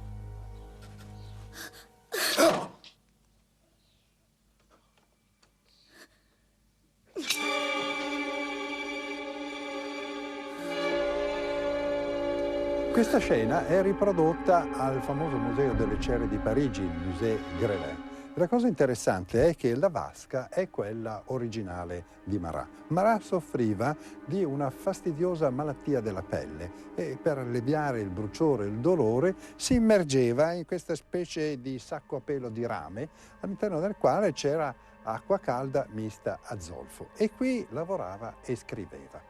Si vede qui sotto il rubinetto di scarico e, cosa interessante, qui dietro questo sportello che si apre su un vano dove c'era della brace per mantenere calda l'acqua. Naturalmente Charlotte Corday sapeva che questo gesto le sarebbe costato la vita e infatti poco dopo fu ghigliottinata. Noi proponiamo di istituirne altre 3. L'Assemblea nazionale è ormai dominata dal Comitato di Salute Pubblica formato dai giacobini e dai loro alleati dell'ala dura. È il 1793. Tutto quello che circonda il vecchio regime deve essere radicalmente cancellato. Persino il calendario viene modificato con nuovi nomi dei mesi che riflettono le stagioni, come ad esempio piovoso dal 20 gennaio al 19 febbraio, ventoso dal 19 febbraio al 21 marzo, floreale dal 20 aprile al 20 maggio, messidoro dal 19 giugno al 19 luglio e così via. Ma dalle targhe stradali vengono cancellati gli appellativi dei santi. Lo si può vedere ancora oggi in Rue Saint-Jacques a Parigi. In questa targa che abbiamo filmato si può intravedere la parola Saint, cioè santo, cancellata durante la Rivoluzione e poi rimessa dopo la Restaurazione.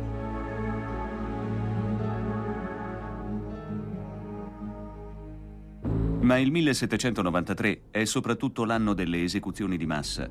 Le carceri sono piene di condannati. Al palazzo della Conciergerie ancora oggi si possono vedere alcune delle celle originali dell'epoca. Dei manichini ricostruiscono le immagini che a quel tempo si potevano scorgere attraverso le sbarre, come la cella di Maria Antonietta.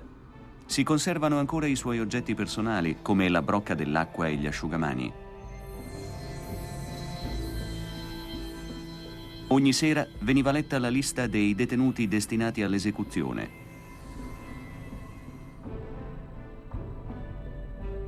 All'ora stabilita, gli uomini salivano la scala per raggiungere la sala dell'udienza, mentre le donne passavano dalla cappella. Questo è il cortile dei 12. Qui venivano rinchiusi i condannati a morte. La loro famiglia li poteva salutare per pochi minuti. Potevano parlare attraverso le sbarre, fino al momento in cui suonava quella campana. Mentre si sentivano i rintocchi, i 12, caricati in una carretta, lasciavano il cortile e si dirigevano verso Piazza della Rivoluzione. Ma c'erano anche altre prigioni a Parigi, affollate fino all'inverosimile. Per esempio, il convento di Le Carme.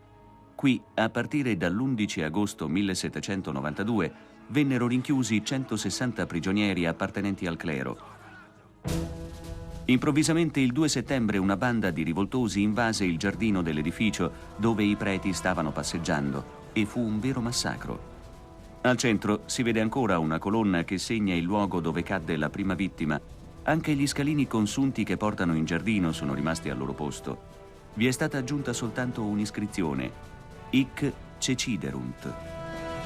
117 preti caddero qui sotto i colpi di una folla inferocita. All'interno dell'edificio, la sala delle spade conserva le tracce sbiadite delle picche insanguinate. Sul muro si legge un'iscrizione incisa da un prigioniero: «O libertà, quando cesserai di essere una vana parola?»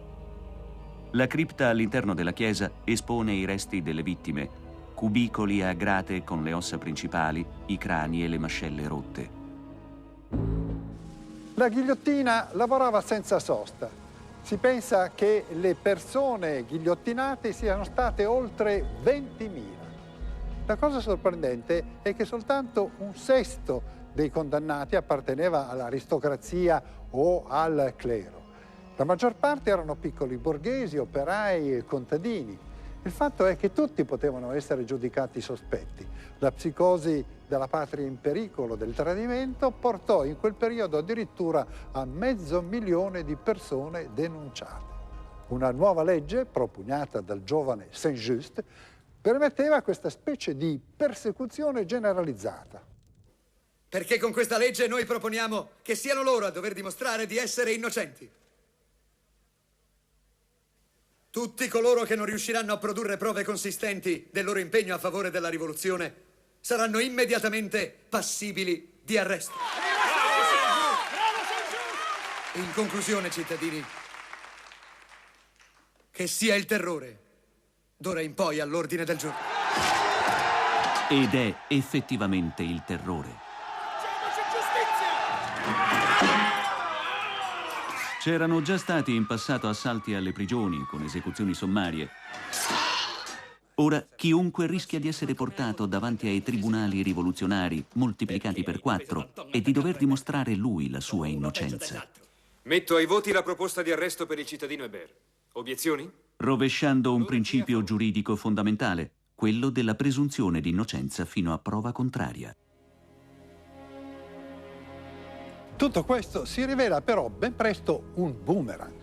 Il primo a farne le spese è Hébert, un esponente dell'ala più intransigente, che per essere eliminato viene addirittura accusato di essere un monarchico.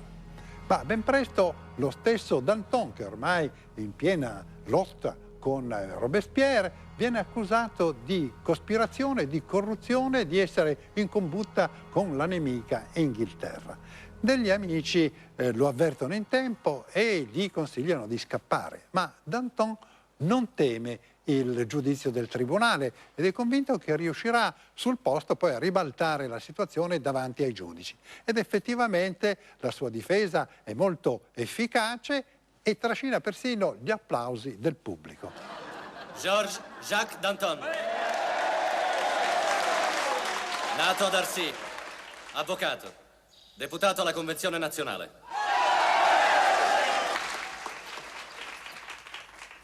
Il vostro luogo di residenza.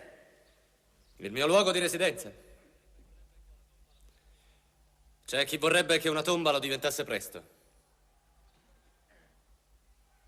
Ma io intendo deludere queste persone. Silenzio! O farò sgomberare l'aula. Un provvedimento che vi risulterebbe difficile far eseguire. A questo proposito, allora, io vi rammento, cittadino presidente. Danton, brillante e caustico, mette in difficoltà i giudici, al punto che Robespierre e Saint-Just sono preoccupati. Le cose non vanno nel verso che avevano sperato. È stato un errore fare un processo pubblico. Non avevamo scelta, lo sai bene. Non deve vincere. Non deve vincere. A qualunque costo. Allora non vincerà. Ho qui la dichiarazione di un prigioniero. Per aggravare la sua posizione lo si accusa persino di una cospirazione di aristocratici per liberarlo con un'azione di forza. Il tribunale condanna Danton soprattutto per sospetto di collusione con l'Inghilterra per arrivare ad una pace con Prussia e Austria. Le testimonianze finora ascoltate sono sufficienti per la giuria? Sì, cittadino presidente. Questa è una volgare menzogna. Non avete ancora sentito niente. È tutta opera di Robespierre. Ricordatevelo bene.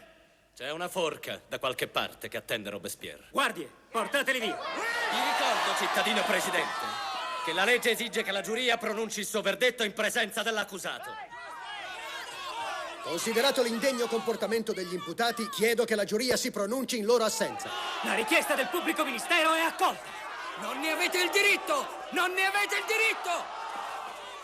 Tenete giù le mani.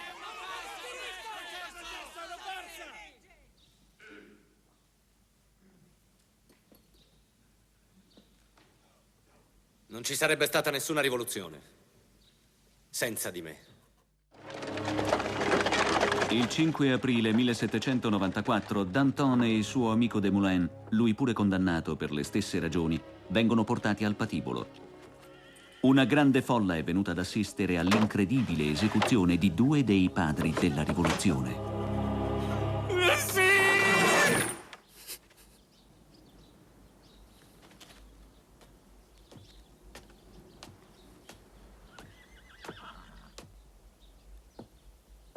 Dopo non mancate di mostrare la mia testa alla folla. Sarà un degno spettacolo.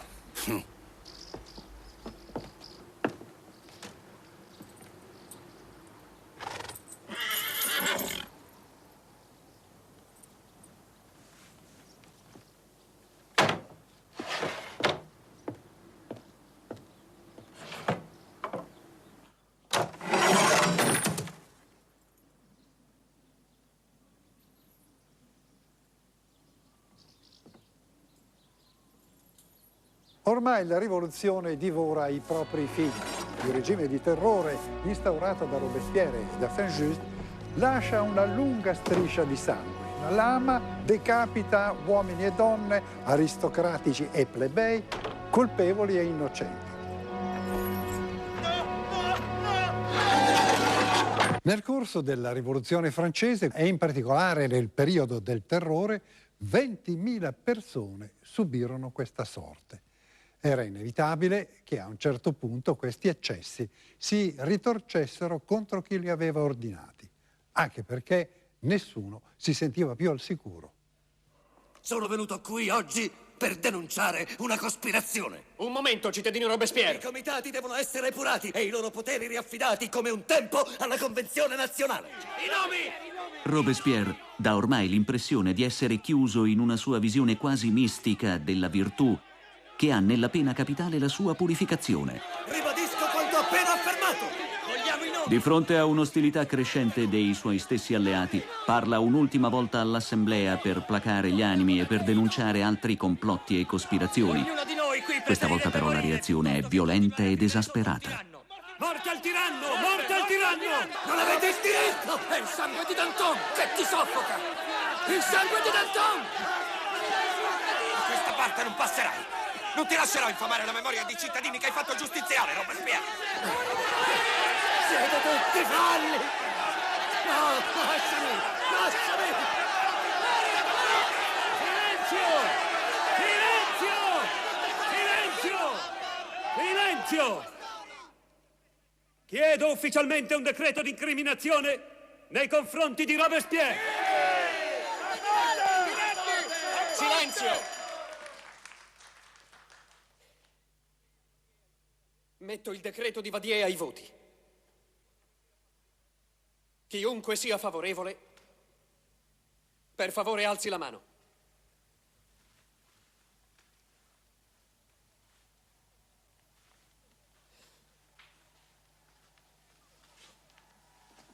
Decreto approvato!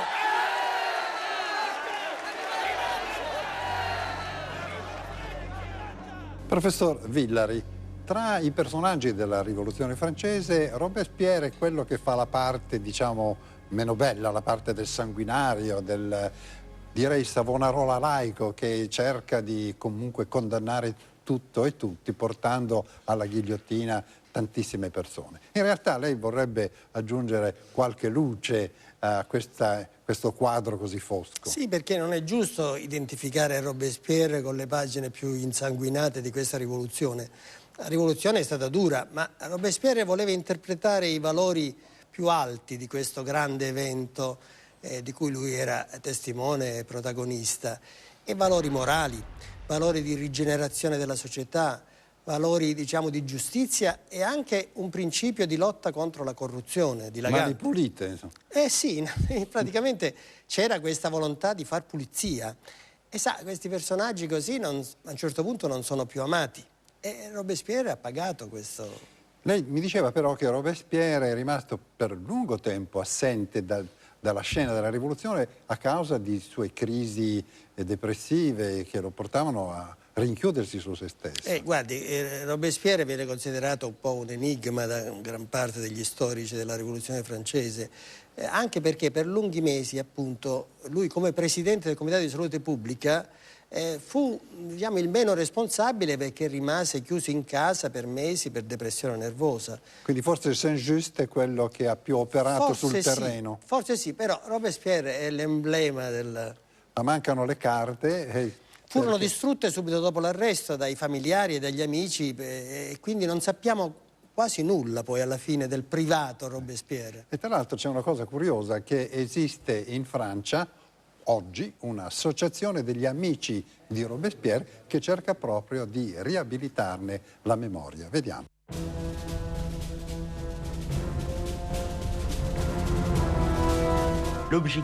L'obiettivo dell'associazione è promuovere l'immagine di Robespierre, in quanto è stata troppo spesso degradata e mostrata da un unico punto di vista, quello del tagliatore di teste, dell'uomo sanguinario, dell'uomo violento, che avrebbe voluto accedere a un potere infinito, che avrebbe voluto salire i gradini del potere schiacciando la testa di quelli che avrebbe fatto ghigliottinare. Invece è un uomo che si è anche battuto affinché le disuguaglianze tra ricchi e poveri si riducessero, per cui è stato spesso presentato come il primo dei comunisti, mentre non lo è affatto, è stato semplicemente il primo dei robespierristi. Ma perché non volete ascoltare questa gente? Sta dicendo la verità! È la voce del popolo, ascoltiamola! Noi vogliamo pane! Tutto quello che chiediamo è pane! Prendete la vostra decisione adesso! L'associazione Gli Amici di Robespierre conta associati provenienti da tutta la Francia e da parecchi paesi stranieri. I robespierristi sono molto attivi, ricerche storiche, pubblicazioni, un bollettino, L'Incorruttibile, che pubblica i testi di Robespierre. L'associazione ha tra i suoi associati anche alcuni discendenti di Robespierre. Ancora oggi è molto difficile confessare una parentela con Robespierre. Posso darvene una prova. Sono stata ricevuta nell'89 al Comune di Parigi. Mi avevano messo un cartellino che non era uguale a quello degli altri. In effetti era per segnalarmi alle televisioni e alla stampa. Ero la discendente di Robespierre. Dopo questa cerimonia, un giornalista è venuto a intervistarmi ed è apparso un articolo su Le Monde. In seguito a questo articolo ho ricevuto molte lettere provenienti un po' da tutte le parti del mondo. Alcuni si complimentavano con me perché avevo avuto il coraggio di dichiararmi, di parlare di Robespierre. Ma ho ricevuto anche frasi offensive, persino minacce di morte. Ad esempio, non supererai il 14 luglio. Questo è il tipo di lettere che ho ricevuto. Quindi non è ancora finita. Robespierre riesce a sottrarsi all'arresto e si rifugia nel palazzo del municipio tra i suoi fedelissimi. Ma qui viene stanato dalla Guardia Nazionale e dopo una violenta battaglia catturato. Nello scontro riporta una grave ferita al volto. Ed è così, quasi moribondo, che Robespierre viene trascinato sul patibolo assieme a Saint-Just.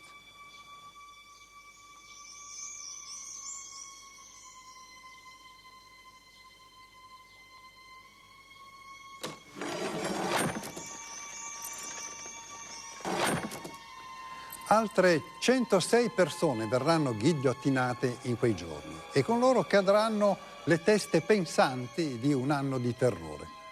A 5 anni dalla presa della Bastiglia, con queste ultime esecuzioni, si conclude un lungo ciclo pieno di momenti esaltanti, di violenze, di slanci ideali e anche di errori. La rivoluzione è finita, ma la Francia esce profondamente trasformata da questi eventi e niente sarà più come prima. Non solo in Francia, del resto. Articolo 1. Tutti gli uomini, senza alcuna eccezione, nascono liberi, vivono liberi e godono degli stessi diritti. Le distinzioni sociali non possono che essere fondate sull'utilità comune. Questi diritti sono la libertà, la proprietà, la ricchezza e la resistenza all'oppressione. Il principio di ogni sovranità risiede essenzialmente nella nazione. La libertà politica consiste nel poter fare tutto ciò che non nuoce agli altri. Professor Villari, in Italia verranno le conseguenze più immediate e anche più vaste di questo movimento della rivoluzione che si era sviluppato in Francia. Sì, di tutti i paesi d'Europa l'Italia è stato quello che ha beneficiato di più dell'idea di libertà, di identità nazionale e anche di repubblica, perché in Italia alla fine del Settecento nacquero anche delle cosiddette repubbliche giacobine. Quindi si accendono dei fuochi. Sì, sono i primi germi di quello che poi sarà il risorgimento nazionale che porterà all'unità d'Italia. Ma portando dentro di sé i semi e le idee, gli ideali della rivoluzione francese. Di libertà, di eguaglianza, di fratellanza, ma soprattutto quest'idea della nazione italiana, che è molto importante. E tutto questo avviene con l'arrivo in fondo nel 796 di un generale, un giovane, di 27 anni, un giovane generale che forse inconsapevolmente è portatore di tutti questi semi. Sì, si è detto che lui proprio ha portato così questi germi della rivoluzione pur non essendo un rivoluzionario. Ed era Napoleone Bonaparte. E perché fanno una coalizione? Per riportare sul trono di Francia un re che perde le pantofole?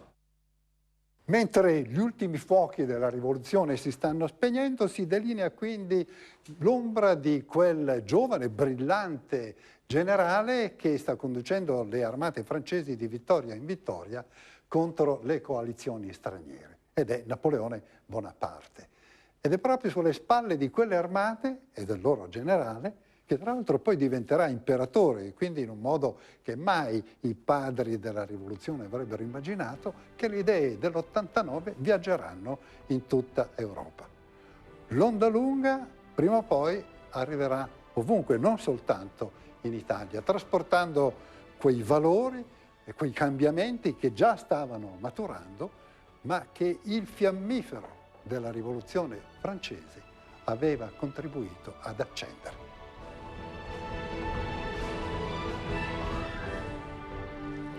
Grazie per averci seguito. Buonasera.